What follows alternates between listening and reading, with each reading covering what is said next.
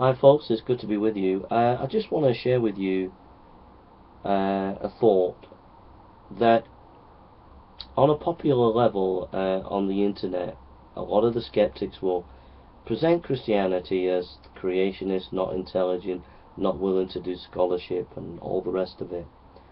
And what the skeptical community online don't tell you is that theology is a very sophisticated discipline, that there are many theologians that are writing books and are dealing with topics about science and epistemology and philosophy, and they're highly sophisticated works. And so to try and present theology as not that significant or important today, or obscurantist, is just not true. And I would put a challenge to you as a skeptic today, or anybody out there. And here's a challenge. Here's a book called The Science of God by Alister McGrath. Now I'll just read why this is significant. How do science and theology interact? What can be gained by exploring Christian theology using the insight of the natural sciences? In the 3-volume A Scientific Theory, T&T Clark, 2001-2003, Alister E. McGrath produces a groundbreaking work proposing a mutual cross-fertilization of ideas and approaches, a scientific theology based on the present and past relationship between Christian theology and natural sciences. The Science of God, Professor McGrath provides a summary of an introduction to the major themes examined in the series. He outlines all main ideas on Christian theology, both philosophically and historically, discussing the relationship with the natural sciences. This unique approach results not simply in a traditional introduction to systematic theology, nor in an introduction to the sciences versus religion debate, but a highly readable guide to Christian theology as a systematic theology enriched by the natural sciences. So Alister McGrath is a professor of historical theology at Oxford University, and he's debated Richard Dawkins. He's written a few books on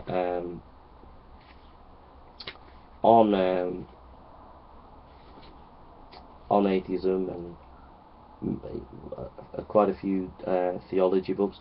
Now, I'm not particularly enamored with Alister McGrath. I don't agree with everything he says. But what I'm trying to say is that there are many theologians like Alister McGrath, many who are evangelical as well, that are doing massive work, writing tomes of theology, integrating it at a very sophisticated level, whether it be science from a scientific point of view or whether it be from a philosophical point of view. And so you should be very aware of that and be very wary of these skeptics on the internet who will try and say that Christians are just obscurantist and not intellectual, because it's just not true. And this is one example of a very sophisticated book in theology and science.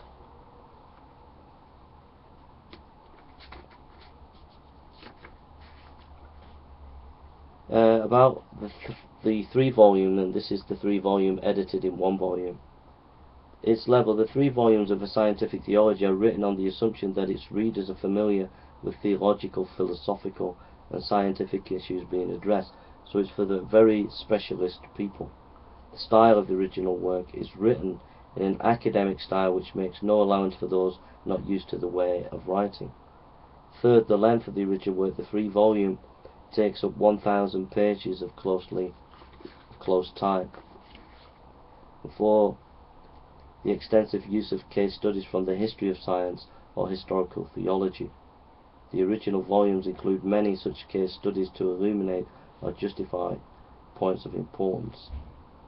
The 3 volumes covered and edited in this 1 volume are The Legitimacy of Scientific Theology, 3, The Construction of Nature, The Doctrine of Creation, The Purpose and Place of Natural Theology, Volume 2, Reality, Rationality and Knowledge, 8, Natural Theology and Trans-Traditional Rationality, Christian Teaching, 9, The Foundations of Realism, 10, Critical Realism, 11, The Encounter with Reality, The Contours of a Scientific Theology.